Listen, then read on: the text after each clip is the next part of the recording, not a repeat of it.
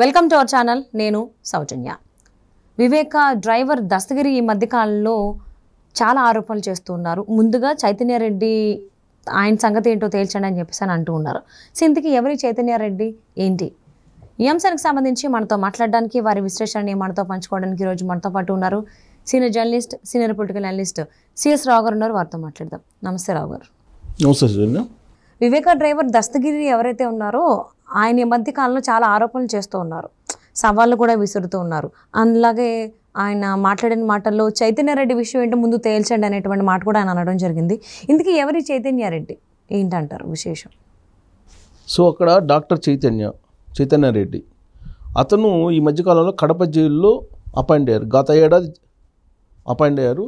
ఆయన senior doctor ఏం కాదు, జూనియర్ డాక్టర్. అసలు అతను ఎందుకు అపాయింట్ చేశారు? కడప జైల్లో అక్కడ ఉన్నటువంటి ఖైదీలకు సంబంధించిన ఆరోగ్య పరిస్థితుల్ని పర్యవేక్షించడానికి కానీ, ఆరోగ్య సమస్యలని తెలుసుకోవడానికి కానీ ఆయన్ని కడప జైల్లో నియమించారు. ఎందుకు నియమించారు? అది కూడా అక్కడికి దస్తగిరి వెళ్ళడం కడప జైలుకి దేని మీద వెళ్ళాడు? లైంగిక వేధింపుల కేసు మీద ఆయన తీసుకెళ్లి కడప జైల్లో పెట్టారు. ఇటీవల కాలంలో పెట్టినటువంటి క్రమంలో అక్కడికి ఈ చైతన్యారెడ్డి వచ్చారు. చైతన్యారెడ్డి వచ్చి ఏం చెప్పారు?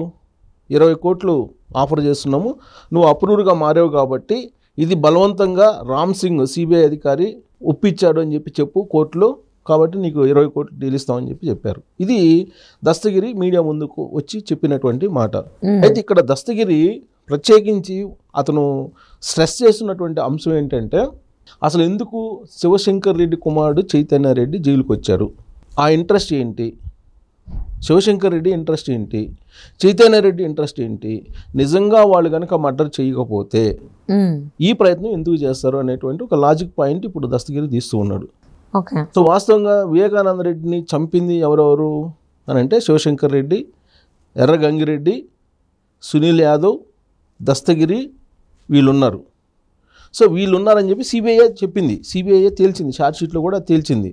సో తేల్చినటువంటి క్రమంలో అప్రూవ్గా మారాడు దస్తగిరి. ఆ తర్వాత అతనికి బెయిల్ వచ్చింది, బెయిల్ మీద బయటకు వచ్చారు. ఆ తర్వాత అతనికి ప్రాణభయం ఉందని చెప్తే అతనికి సెక్యూరిటీ కల్పించారు.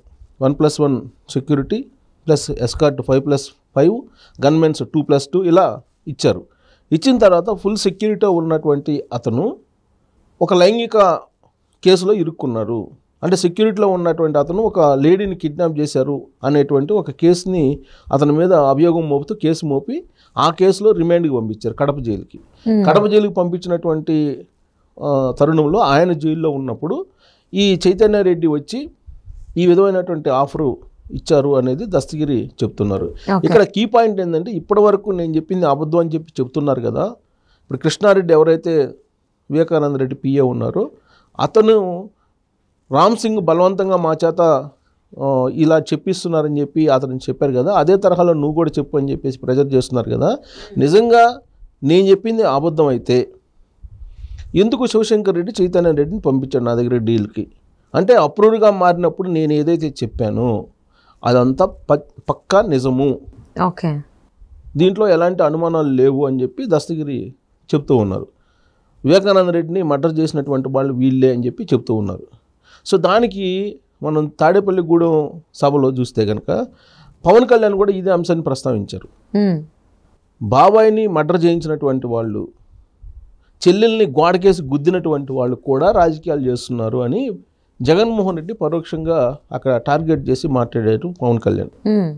అంటే రాబోయేటువంటి రోజుల్లో వివేకానంద రెడ్డి మర్డర్ కేసు, జగన్మోహన్ రెడ్డి యొక్క వ్యవహారం ఇవన్నీ కూడా తెర మీదకి రాబోతున్నాయి రాబోయేటువంటి ఎన్నికల క్యాంపెయిన్లో. అలాగే దస్తగిరి అప్రూవ్గా మారినటువంటి దస్తగిరికి కూడా పులివెందుల నుంచి పోటీ చేయడానికి సిద్ధమవుతున్నారు. అంటే సిద్ధమవుతూ ఆయన పోటీకి దిగి ఆయన చెప్పేది ఏంటి? వివేకానంద రెడ్డి మర్డర్ కేసు గురించే చెప్తారు, ఇంకా రెండో అంశమే చెప్పరు. ప్రచారంలో ఏం చెప్తారు దస్తగిరి అని అంటే అదే చెప్తారు. జగన్మోహన్ రెడ్డి మీద పోటీ చేస్తున్నాను పులివెందులు అని చెప్తున్నాడు దస్తగిరి.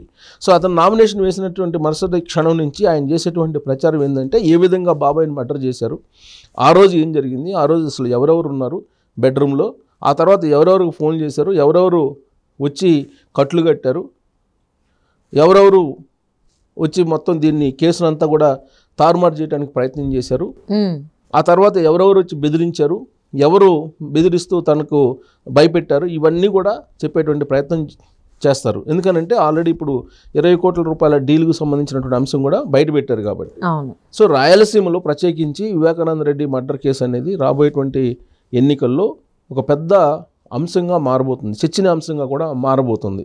రాయలసీమలో వైఎస్ఆర్ కాంగ్రెస్ పార్టీ ఎంతో కొంత బలంగా ఉందని చెప్పి ఆ పార్టీ భావిస్తుంది. ఇలాంటి తరుణంలో వివేకానంద రెడ్డి మర్డర్ కేసు అనేది ఇప్పుడు ఒక ఫ్లేవర్ అంశంగా మారింది. 2019 ఎన్నికలకు ముందు జరిగినటువంటి ఆ మర్డరు అప్పుడు తెలుగుదేశం పార్టీ మీద వేసేటువంటి ప్రయత్నం చేసి లబ్ధి పొందాడు జగన్మోహన్ రెడ్డి రాజకీయంగా.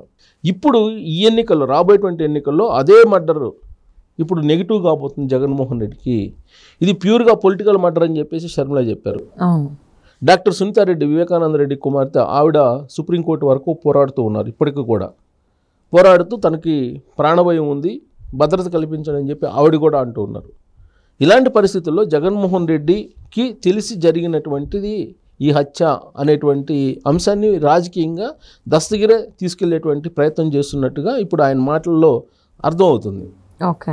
కానీ వైఎస్ఆర్ కాంగ్రెస్ పార్టీ చాలా వ్యూహాత్మకంగా సునీతారెడ్డి మీద, సునీతారెడ్డి భర్త మీద దీన్ని డైవర్ట్ చేసేటువంటి ప్రయత్నం చేస్తూ ఉంది. అంటే ఇప్పుడు దస్తగిరి మాటలన్నీ నిజాలే అని చెప్పి ఎలా నమ్మాలంటారు? నిజంగా అప్రూవర్గా మారారు అనే దానికి. సో సిబిఐ రకరకాల కోణాల నుంచి ఇన్వెస్టిగేషన్ చేసింది, కొన్ని వందల మందిని విచారించింది. అనేక సందర్భాల్లో వివేకానంద రెడ్డి మర్డర్ కేసు రకరకాల మలుపులు తిరుగుతూ వచ్చింది. అలాంటి పరిస్థితుల్లో ఈ రామ్ సింగ్ సిబిఐ అధికారి విచారణ చేపట్టినటువంటి తరుణంలో ఈ మర్డర్ కేసుకు సంబంధించి దస్తగిరి ఏదైతే చెప్పారో అప్రూవర్గా మారి అప్పటి వరకు జరిగినటువంటి ఇన్వెస్టిగేషన్కి దస్తగిరి చెప్పిన దానికి కోయిన్సైడ్ అయింది. కాబట్టి దస్తగిరి చెప్పింది నిజమే అని చెప్పి రామ్ సింగ్ నమ్మారు. అందుకే ఛార్జ్షీట్లో కూడా దస్తగిరి చెప్పినటువంటి వాంగ్మూలం ప్రకారం ఎవరెవరు మర్డర్ చేశారు, ఎలా మర్డర్ చేశారు అనేది ఆయన ఆ ఛార్జ్షీట్లో పొందుపరిచారు. అయితే ఇక్కడ విచిత్రమైనటువంటి పరిణామం ఏంటంటే మర్డర్ చేసినటువంటి గొడ్డలు ఏదైతే ఉందో ఆ గొడ్డలు మాత్రం ఇప్పటికీ దొరకల. సో ఆ గొడ్డలి ఎక్కడుందంటే దస్తగిరి కూడా చెప్పలేకపోతున్నారు. సో ఆ గొడ్డలి ఏంటనేది ఇప్పుడు తెలియట్లేదు. ఆ కేసులో ఇంకొక ట్విస్ట్ ఏంటంటే వివేకానంద రెడ్డి దగ్గర ఒక పెంపుడు కుక్క ఉంది. ఆ పెంపుడు కుక్కని ముందు రోజే చంపేశారు. సో ఆ ముందు రోజే అసలు ఎందుకు చంపారు, ఎవరు చంపారు అనేది కూడా ఇప్పటి వరకు బయటికి రాల. అక్కడి నుంచి ఇన్వెస్టిగేషన్ చేస్తే మొత్తం వస్తుంది అనేది ఒకటి. ఆల్రెడీ గూగుల్ టేక్అవుట్ అనేటువంటి టెక్నాలజీ తోటి వివేకానంద రెడ్డి మర్డర్ కేసులో అవినాష్ రెడ్డి ఉన్నారు, ఆయన తండ్రి భాస్కర్ రెడ్డి ఉన్నారనేది ఛార్జ్షీట్లో పొందుపరిచారు సిబిఐ.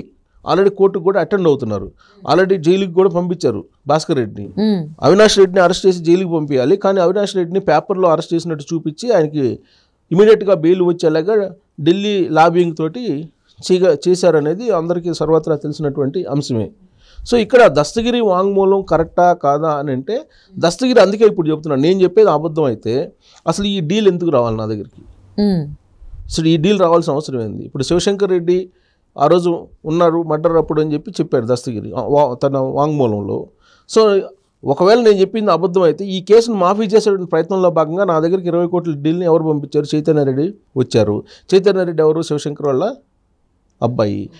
పైగా అతను 2022లో అపాయింట్ అయ్యాడు డాక్టర్గా. సో 2022లో అపాయింట్ అయిన డాక్టర్ని, జూనియర్ని ఖైదీల దగ్గరికి ఎందుకు పంపిస్తారు? వాస్తవంగా సీనియర్స్ రావాలి, జూనియర్ని ఎందుకు పంపించారు? కేవలం ఈ డీల్ సెట్ చేసుకోవడానికి అతను అక్కడ అపాయింట్ చేశారు కడప జైలుకు ఆయన్ని పంపించారు.